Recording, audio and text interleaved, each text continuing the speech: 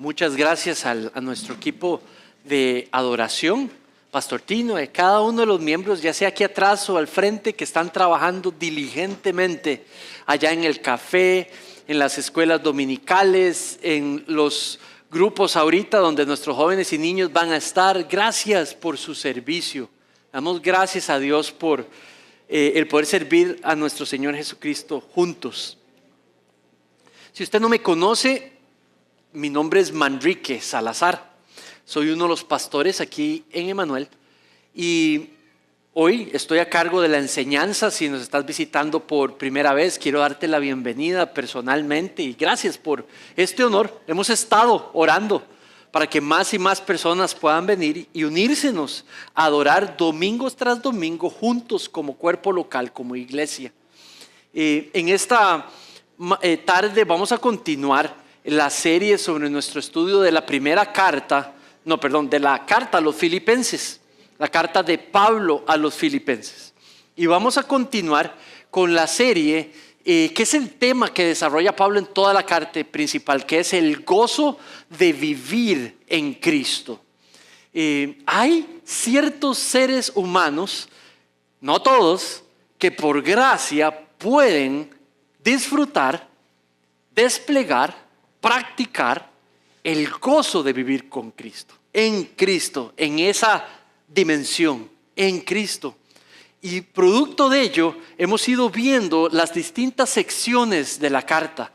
Y hoy vamos a leer en el capítulo 3, los versículos 7 al 11. Esta es una de mis secciones preferidas de la Biblia. Diría la sección preferida de la Biblia. Ahora, cada vez que me siento aquí, digo lo mismo sobre cualquier texto, pero eso no le quita importancia que esta es simplemente la base del cristianismo. Esta sección habla de lo que se trata ser cristiano. Define cómo se hace alguien un cristiano, cómo se convierte alguien. Uno no nace cristiano, el Señor lo convierte en cristiano. Y aquí tenemos la base de la justificación de por qué sí lo puede hacer. Así que Filipenses capítulo 3 y te leo versículos 7 al 11. Y dice así: pero todo lo que para mí era ganancia, lo he estimado ahora como pérdida por amor de Cristo. Y aún más, yo estimo como pérdida todas las cosas en vista del incomparable valor de conocer a Cristo, Jesús mi Señor. Por Él lo he perdido todo y lo considero como basura todo, a fin de ganar a Cristo y ser hallado en Él, no teniendo mi propia justicia, que es derivada de la ley, sino la justicia que es por la fe en Cristo, la justicia que procede de Dios sobre la base de la fe, y conocerlo a Él, conocer el poder de su resurrección, conocer la participación en sus padecimientos, llegando a ser como Él en su muerte, a fin de llegar a la resurrección de entre los muertos. Amén. Vamos a orar y pedirle guía al Señor. Padre, necesitamos tu ayuda. Yo necesito tu ayuda, Padre. Ayúdame a ser claro y a ser fiel. Ayúdale a mis hermanos y hermanas aquí presentes, Señor, a poder reconocer estas ideas en el texto, Padre, a poder darle la relevancia que tú quieres le demos y apropiarse de ellas y gozarse en esta mañana y ser exhortados y animados y edificados por ellas para vivir nuestras circunstancias durante la semana para tu gloria. Te pido esto en el nombre de tu precioso Hijo Jesucristo. Amén.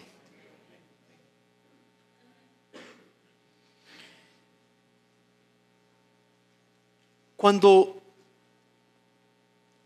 yo era chico, me educaron y me enseñaron de que si bien yo peco, también yo puedo hacer obras, yo puedo hacer cosas que balanceen mi posición delante de Dios. No me escondieron la verdad que yo era un pecador y que pecaba, pero me enseñaron que yo también al mismo tiempo podía hacer cosas que ayudarían a esa balanza de poder presentarme delante de Dios como merecedor para ser salvo. Y me acuerdo crecer, adolescente, adulto, la gente preguntándome, si usted se muere, ¿va al cielo? Y yo espero que sí. ¿Y qué decía mi yo espero? O si yo respondía, yo creo que sí. ¿Qué quería decir yo con ese creo? Y es que hay una pequeña posibilidad que no. Y no había una certeza de seguridad. ¿Por qué? Porque yo conocía mi propia justicia. Yo sabía las cosas que yo hacía y las cosas que hacía para mi propia y en contra de Dios. Y yo sabía el balance de ambas. Y por eso, hasta con una humildad falsa decía, tal vez, yo creo. ¿Por qué? Porque yo sabía que mi justicia, mi rectitud delante de Dios era imperfecta. Ahora, en la Biblia desde el inicio dice que solamente los rectos van al cielo. En la Biblia, déjame repetirte eso, en la Biblia dice una y otra vez, desde el inicio hasta el final, que solamente alguien perfectamente recto está en la presencia de Dios. Nadie puede entrar si no es así.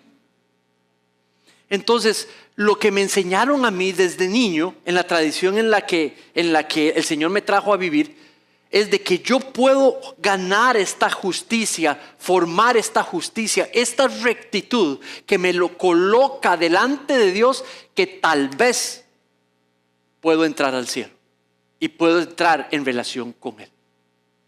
La semana pasada vimos que no es así. Eso es justamente lo que el problema de todo ser humano, que su rectitud no es suficientemente recta delante de los ojos de Dios y que por lo tanto no es capaz de entrar al cielo ni estar en su presencia. Lo que merece es el pago por sus pecados, y eso es lo que Dios prometió y eso es lo que Dios va a hacer.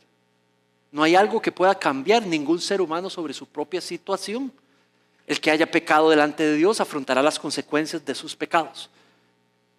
Y no puede producir cierto tipo de rectitud, ni en el mejor de sus esfuerzos, que lo coloque perfectamente recto delante de Dios y Dios lo pueda ver como justo, por lo tanto pasa adelante, entre a mi presencia. No va a suceder. Eso está ahí en el texto. Eso está por todo lado. Nada más hay que saber español. Es lo único que usted necesita. Entonces todo cambió.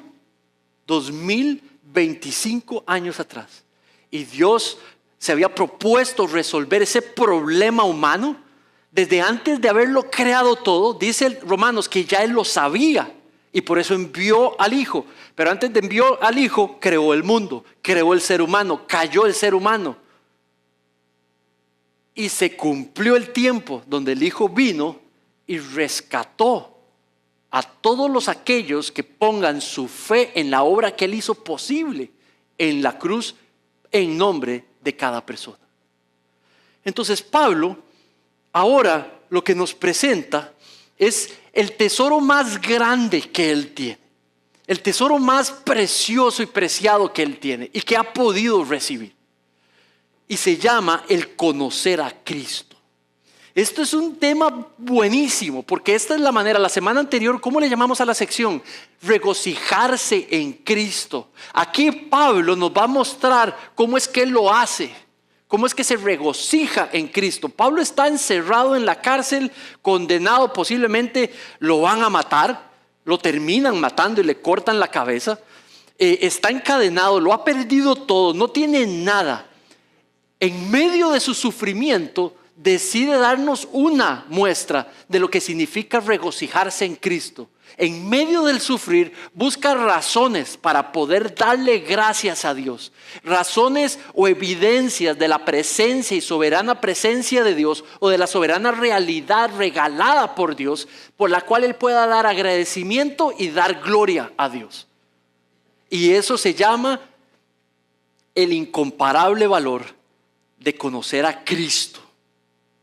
Y eso es la expresión en la que Él se regocija en su sufrimiento. Lo he perdido todo, pero tengo a Cristo y nadie me quita a Cristo. Entonces, cuando hablamos de conocer a Cristo, ¿qué significa? Y eso es lo que explica nuestra sección. Lo que significa conocer a Cristo. Un cristiano conoce a Cristo. Si alguien no conoce a Cristo, no se puede llamar cristiano. Si alguien no conoce a Cristo, no puede decir que es un creyente. Si alguien no conoce a Cristo, no puede apelar al cumplimiento de las promesas en él o en ella si no conoce a Cristo. Entonces, este regalo de conocer a Cristo es que hemos ganado. Y mira la palabra ganado. ¿Cómo, pastor? Pero usted ha dicho que es por fe. No, aquí en este texto hemos ganado una relación personal con Cristo. Hay una manera incorrecta de decir que hemos ganado una relación personal con Dios y hay una manera correcta de decir hemos ganado una relación personal con Dios. Entonces mira el primer versículo, dice, esto lo empieza usando una transferencia, un cambio de perspectiva que Pablo tiene sobre las cosas que importan en la vida. El versículo 7 dice, pero todo lo que para mí era ganancia, y mira allí la palabra ganancia, dice, lo he estimado como pérdida. Utiliza ese contraste en las cosas que son ganancia y las cosas que son pérdida. Ahora, cuando hablamos de cosas, son todos esos estándares humanos, todas esas posesiones, metas, logros, que normalmente los seres humanos nos trazamos para colocarnos buenas obras, que los seres humanos nos trazamos, que nos hacen sentir como alguien bueno, como alguien que vale la pena, como alguien que no es tan malo, como alguien que tiene éxito, como alguien que se merece estar con Dios, como alguien que Dios ama, porque es así y funciona así. ¿Tiene sentido? Pablo nos da en la sección anterior varios ejemplos. Dio el primero y dijo, circuncidado en el 8º día de vida, diciendo, desde el inicio de mi vida me dedicaron a Dios. Entonces para Pablo era ventajoso ser circuncidado en el 8º día. Eso lo ponía en una posición alta delante de las personas. Quiere decir de que no pasaron solo 8 días donde él no tenía relación con las cosas de Dios. Menciona, eso es un rito, un ritual.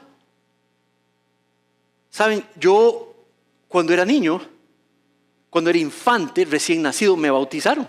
Y por años yo decía, yo fui bautizado, yo soy católico. Y ese era mi ritual, ese era lo que me ponía como alguien que es bueno delante de Dios. Este rito por el cual mi familia me llevó. Algunos hoy dicen, sí, mi abuelo era un pastor. Yo fui bautizado por agua en la iglesia tal. Y empiezan a poner su seguridad para poder justificar qué tan buenos son delante de Dios por las cosas que han logrado o las cosas que se le han dado. Ya sea un título, ya sea un rito, ya sea una ceremonia. Pablo dice en la segunda, dice, etnicidad, hebreos de hebreos, dice en el versículo 6 o 5. Hebreos de hebreos, perteneciente a una etnia específica. Los hebreos, el pueblo original de Dios. Y dice que para él era delante de la sociedad y para él eso era muy importante. Para algunas personas ser perteneciente a su país es demasiado importante para su vida. Su nacionalidad lo es todo, prácticamente. O sea, su felicidad está en que tiene esa nacionalidad. Algunas personas se manejan su vida así. O sea, no se vislumbran teniendo otra nacionalidad porque se sienten menos. Hay que tener esa nacionalidad para estar aquí, en estatus. Incluso vuelven a ver a otros para abajo si no tienen esta nacionalidad. Otra manera que dice Pablo es la tradición, dice hebreos de hebreos. ¿Verdad? Ahí es de muchas veces, yo soy cristiano y usamos esa palabra como algo porque me han llevado a la iglesia desde niño. Muchas veces yo le he preguntado a personas, dígame qué es el evangelio. Y su respuesta es, el evangelio casi todas las personas entienden, tiene que ver con salvación. Buenas nuevas de salvación.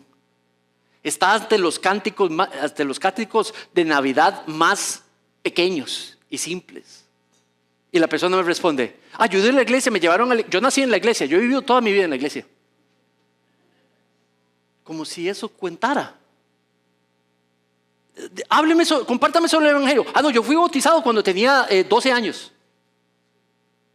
En Costa Rica, muchas de las personas que venían a las iglesias que plantábamos, me decían, mi hija habló lenguas cuando tenía 5 años.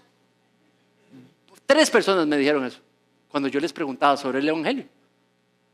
Como que estas cosas, tradiciones, ritos, etnicidad, les da justificación para creer que eso es suficiente para estar considerado por Dios como recto, perfectamente delante de Dios, sin pecado. Luego Pablo menciona otra, dice, guardar los mandamientos de Dios. Él dice que en el pasado él encontraba su seguridad en que él no fallaba en obedecer la ley oral o la ley escrita.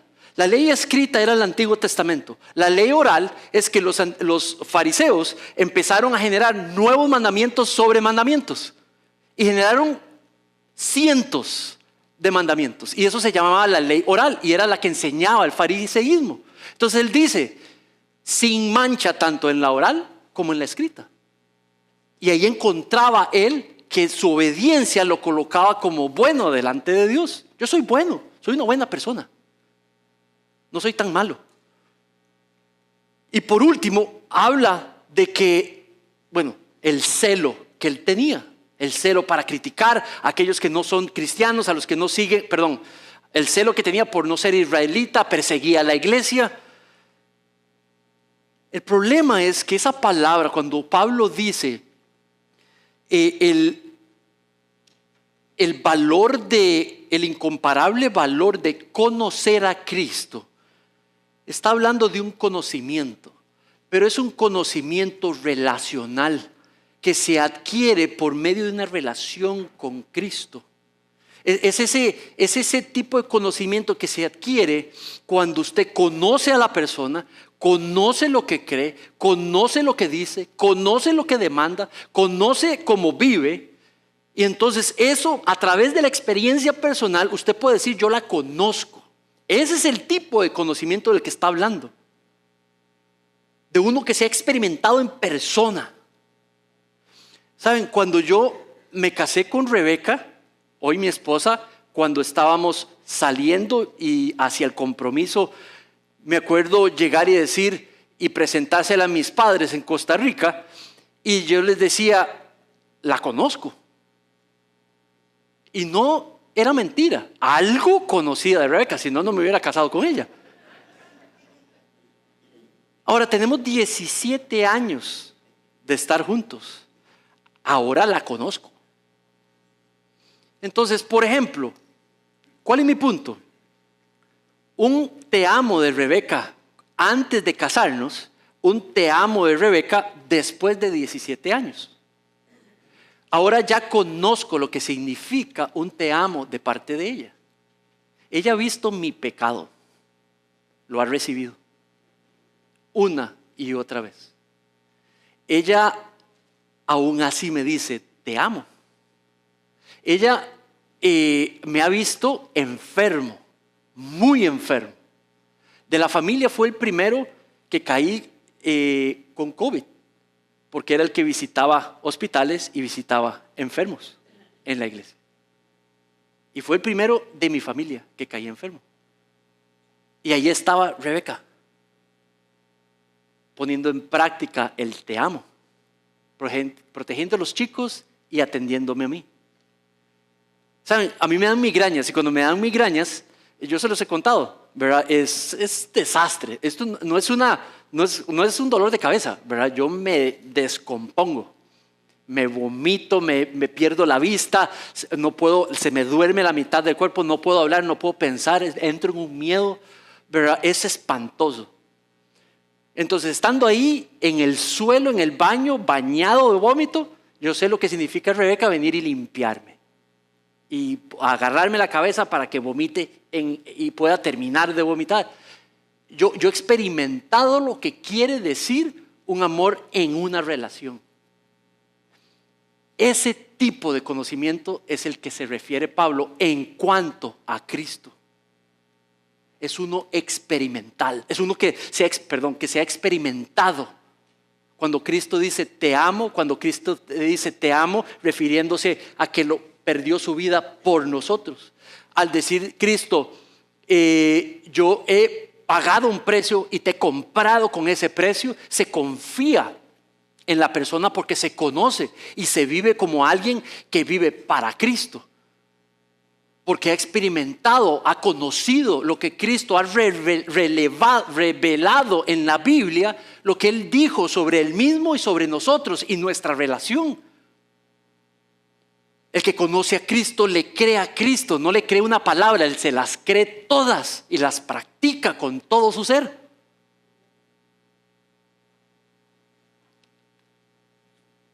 Entonces, sí, conocer a Cristo es ganar una relación íntima con Él,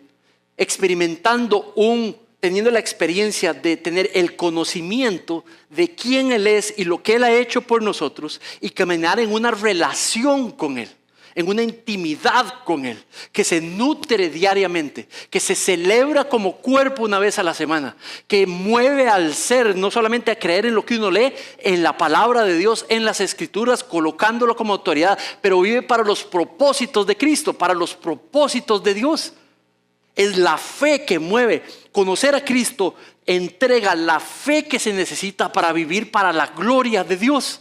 Lo cambia todo, cambia el matrimonio, cambia los hijos, cambia la relación con los hijos, los negocios, el trabajo, cambia la visión de la iglesia, lo cambia todo. Y la verdad que Pablo está queriendo decir es que a usted le pueden quitar todo. Usted lo puede perder todo. Pero nadie le puede tocar a Cristo. Y nadie le puede quitar el valor que tiene conocer y estar en una relación con el Hijo de Dios, el creador de todo, el que lo tiene todo bajo su control.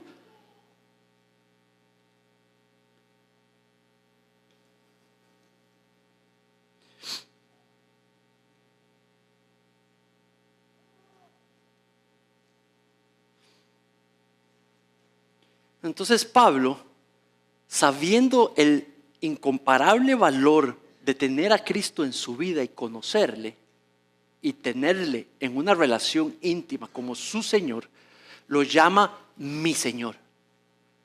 Y ahí eso nos deja ver su posición delante de Dios, su posición en cuanto a Cristo. Él es su Señor y Él es sumiso y respetuoso y obediente en cuanto a su voluntad.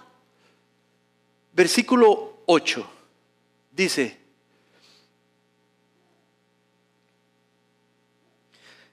todo lo aún más yo estimo como pérdida todas las cosas en vista del incomparable valor de conocer a Cristo Jesús, mi Señor. Por Él lo he perdido todo y lo considero como basura a fin de ganar a Cristo y ser hallado en Él. Entonces ahora él habla de que cuando uno conoce a Cristo, ahora cambia. Las cosas que uno creía que eran ganancia, ahora las ve uno como pérdida.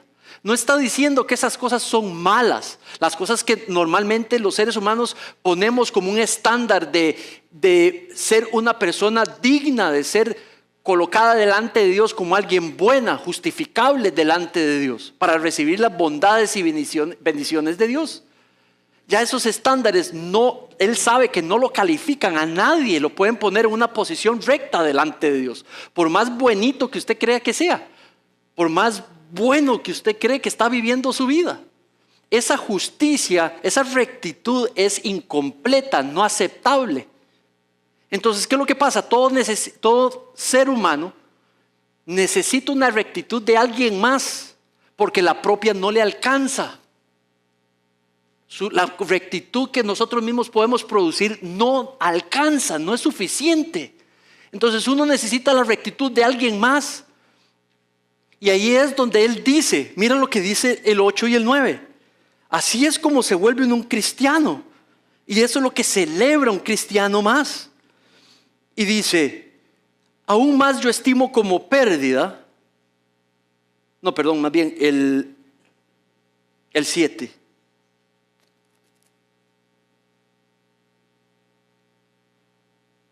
Sí, perdón, el 9. Y ser hallado en él, no teniendo mi propia justicia derivada de la obediencia de la ley, sino la justicia que es por la fe en Cristo, la justicia que procede de Dios sobre la base de la fe. Ahora la justicia que cuenta para ser considerado recto perfectamente delante de Dios es la justicia de Cristo, que obedeció perfectamente.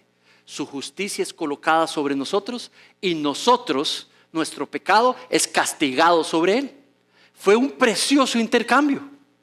Nuestro pecado castigado sobre él y su obediencia perfecta imputada sobre nosotros.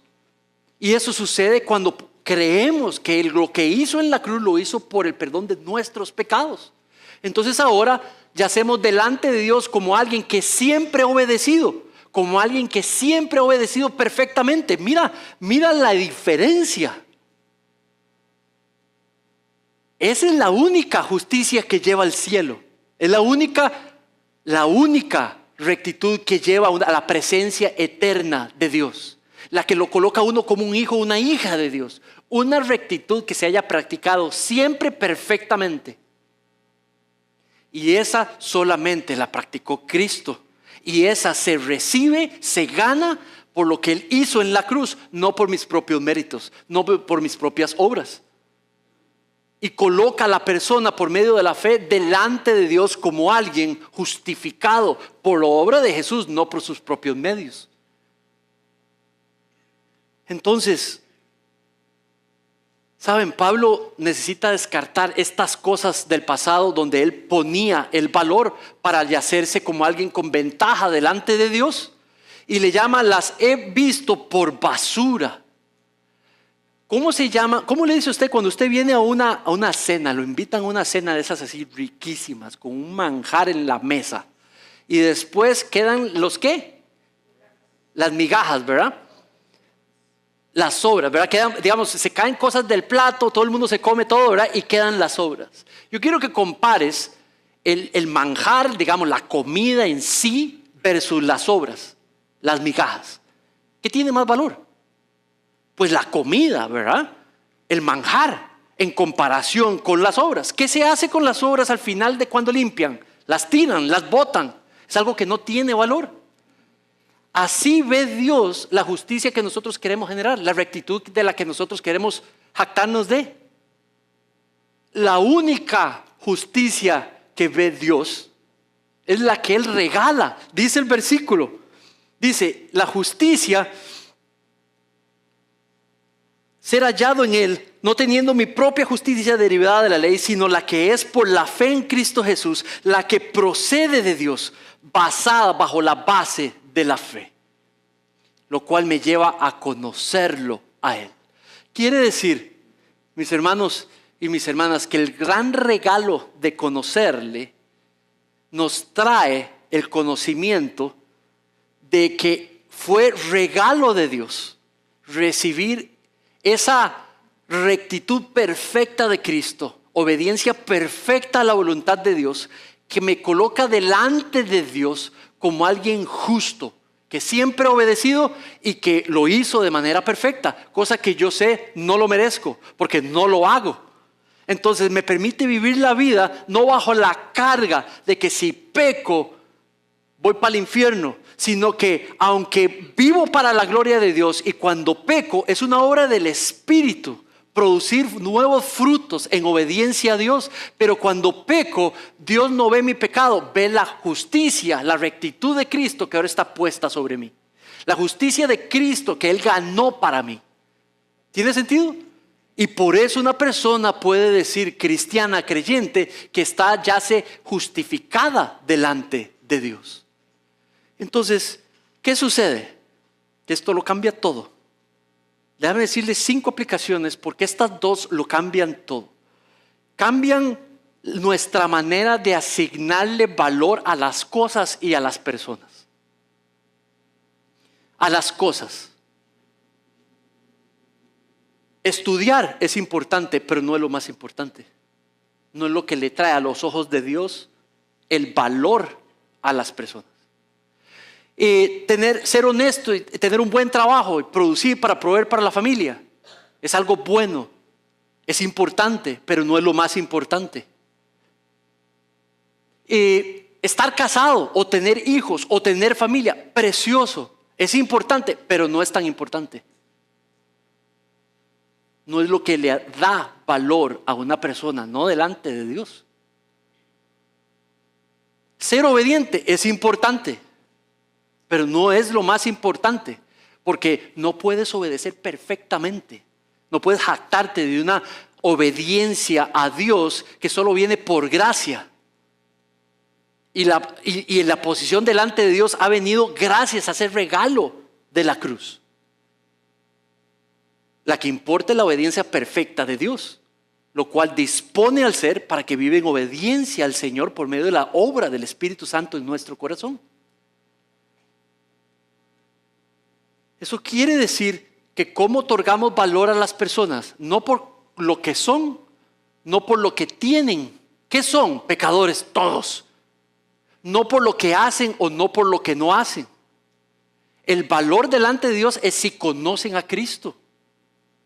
O sea, cuando crecí de niño, mi hogar estuvo unido por 17 años.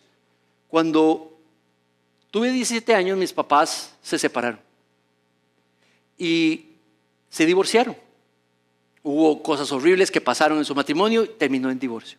Cuando vivo la vida en la adolescencia y en los primeros años de mi adultez, me acuerdo una de las personas que era como mi segunda mamá, diciendo algo así.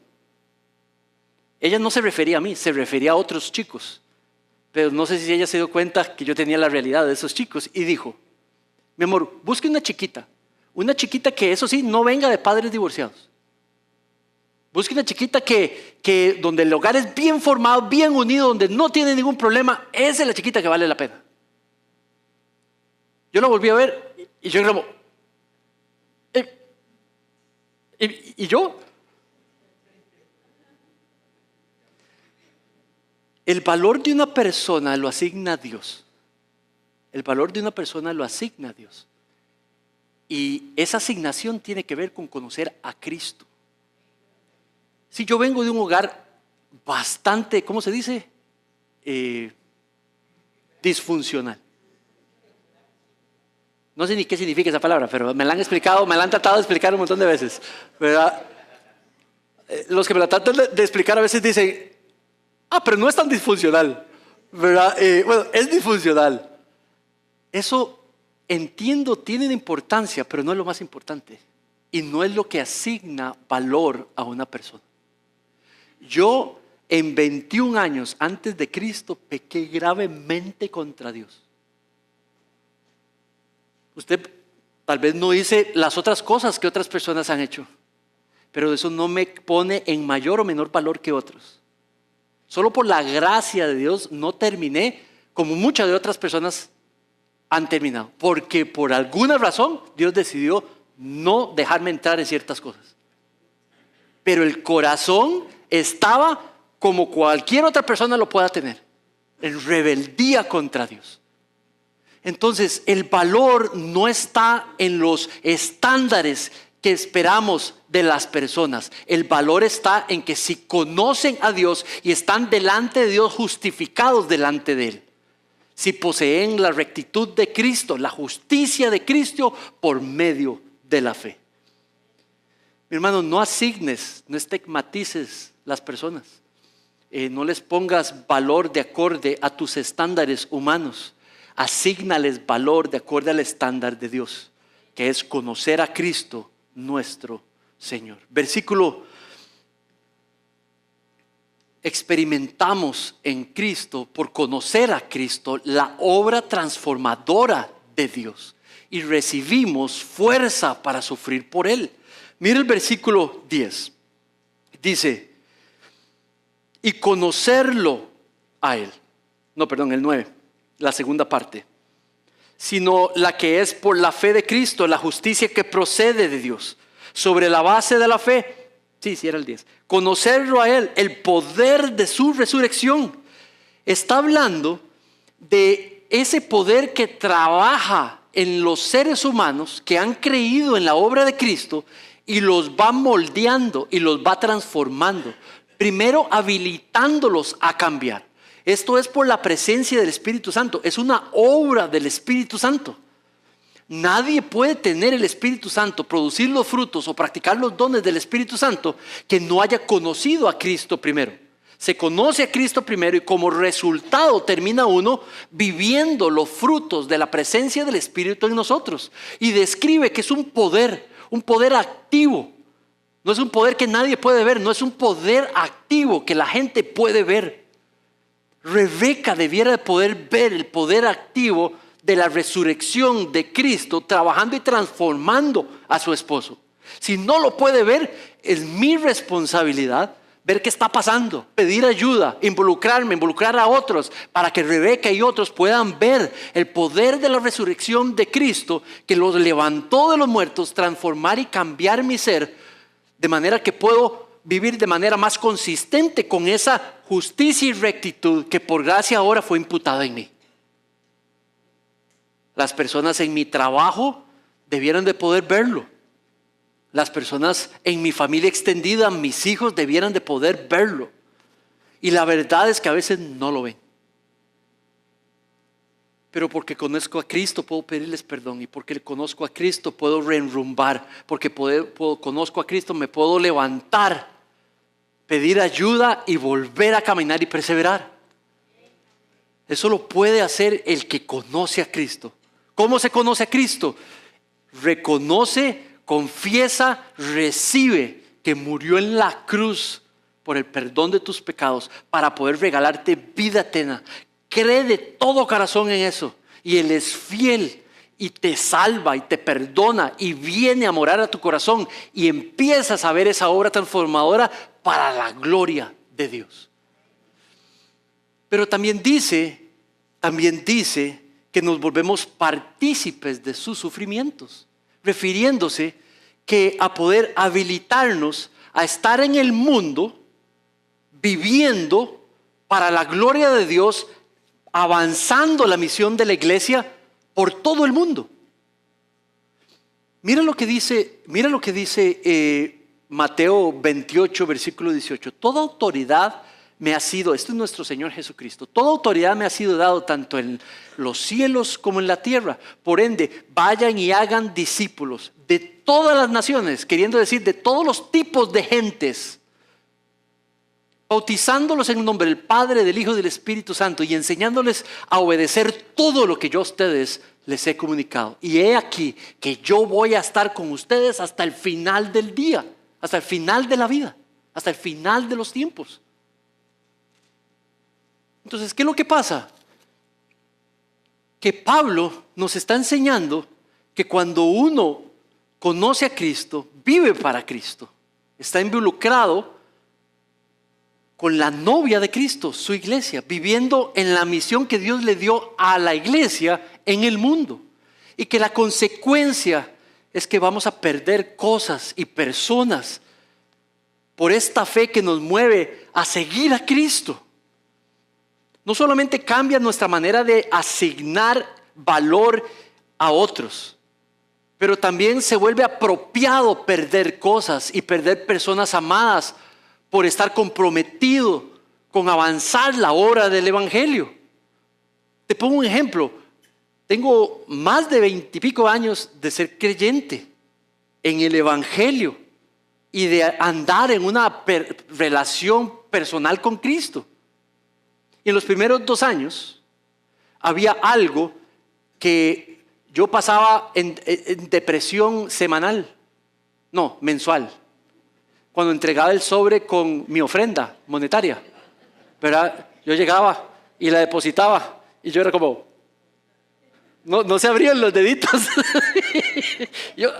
Ya se abrió el primero y luego ya salía el segundo y luego me retiraba y pasaba deprimido toda la semana hasta el siguiente mes que ya me volvía a levantar y me daban mi salario y va de nuevo con el sobrecito, ¿verdad? Depresión continua. Para mí era una pérdida. No era un gozo, no era una pérdida. Yo sabía lo que me perdía con ese dinero, ¿verdad? Y yo sabía qué es lo que tenía que hacer. Y ya no había ningún cuestionamiento. Lo hacía. Hasta que de pronto, y creo que es ese poder transformador, llegó un momento, años después, donde se volvió un gozo. Se volvió un gozo. No solamente la porción que yo había decidido que de todos los meses saldría para yo financiar, para yo participar, se volvió un honor. Se volvió un honor más bien, saber de que algo que yo no produzco nada, pero Dios me ayuda a producir, tomo una parte y la puedo ayudar para financiar actos que pueden venir a transformar una vida completa, una familia completa, una generación completa. Saben, yo recibí el Evangelio en una iglesia, me lo explicaron y lo confesé. Pero creo que lo llegué realmente a comprobar que estaba presente trabajando en mí en un campamento. Y fue en un campamento donde había hombres profesionales que sacaban de su tiempo, hasta me dieron una beca para ir a ese campamento y yo estar en el campamento y explicarme las consecuencias de una vida en Cristo y ayudarme a crecer en Cristo. El solo hecho que algo que yo puedo producir, lo coloco como una pequeña semilla para que una familia en el futuro o en el presente sea transformada y pueda vivir con la bendición y el tesoro que es tener a Cristo en su vida, mis hermanos. Es un honor. Es un honor. El invertirse en un niño, en un joven, en un matrimonio, en una familia completa, para que la pueda transformar el Señor, es un honor. Entonces, téngalo por cierto, ser cristiano implica ver pérdidas como algo apropiado, como algo bueno, si eso avanza el Evangelio y la misión de la iglesia. Eso cambia conocer a Cristo. También conocer a Cristo trae indiscutiblemente el compromiso semanal y diario de dejar de depositar nuestro gozo en las cosas y las personas, dejar de depositar y encontrar nuestra identidad en las cosas y en las personas y basarla solamente en Cristo y en el valor de conocerle y de tenerle. A veces eso lo descubrimos en un año específico y tenemos que reenderezar y decir, no, mi Señor, aquí te pongo a mi esposa. No, ella no es la fuente de mi gozo y felicidad. La amo y es un regalo, pero aquí te la coloco. Tú, Cristo, eres mi único lugar de satisfacción. ¿Por qué eso es tan importante? Porque le trae gloria a Dios y esa es la voluntad de Dios. Pero entonces no dependo de una conducta perfecta de mi esposa, porque mi gozo está aquí, no está en ella. Igual si fuera el esposo. Algunas esposas allá en Costa Rica, el mayor deseo es que Dios se lleve a su esposo, ¿verdad? Pero que no se lo lleve, digamos, no quiere decir que se lo santifique, sino que se lo lleve, ¿verdad? Aquí yo sé que ninguna esposa tiene ese deseo, es en otras iglesias allá. Pero, ¿sabes?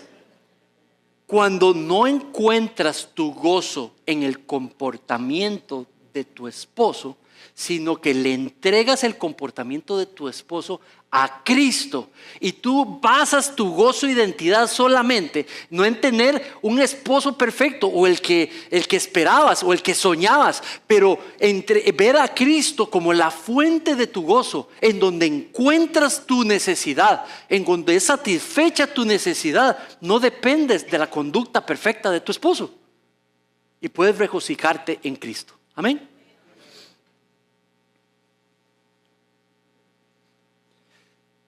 Tenemos la certeza que aunque muramos, volveremos a vivir de nuevo. Versículo 11. A fin de llegar a la resurrección de entre los muertos, a ser como Él en su muerte. No está hablando de vida eterna. Está hablando de los cuerpos físicos.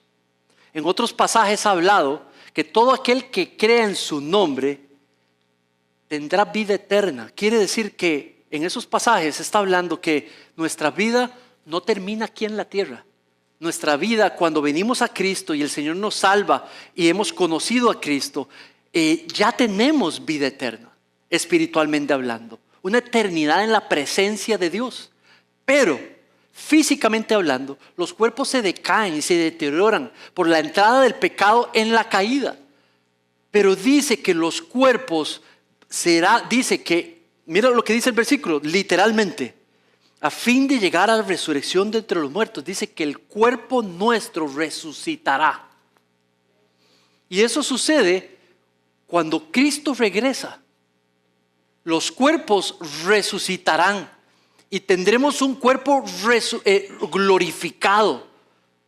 Alma y cuerpo glorificado unidos, viviendo en el dominio de Cristo, en los nuevos cielos y en la nueva tierra, viviendo y reinando su iglesia y su pueblo de Israel para la gloria de Dios. Mis hermanos, es de las realidades más preciosas que podemos disfrutar.